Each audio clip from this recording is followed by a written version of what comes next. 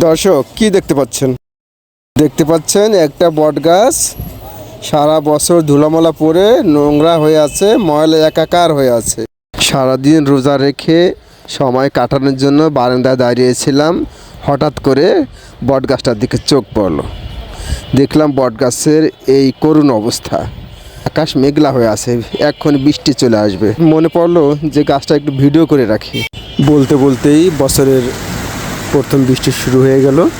আজকে আপনাদেরকে যেটা দেখাতে চাচ্ছি বা বোঝাতে চাচ্ছি সেটা হলো যে দেখেন বট গাছটা বৃষ্টির পানি পেয়ে একেবারে ধুলো ময়লা পরিষ্কার হয়ে কত সুন্দর চকচকা হয়ে গেছে। এটাই বোঝাতে চাই আমাদের আত্মাও এরকম, সারা বছর নামাজ রোজা যদি আমরা করি তাহলে আত্মাটা বৃষ্টির মতো ধুয়ে পরিপূর্ণ শুদ্ধ হয়ে যায়। সুতরাং আসুন আমরা সবাই ভালো কাজ করার মাধ্যমে আমাদের আত্মাকে এইভাবে গাছের মতো সুন্দর পরিষ্কার পরিচ্ছন্ন করে ফেলি, আত্মাকে শুদ্ধ করে আল্লাহর দিকে ধাবিত হই।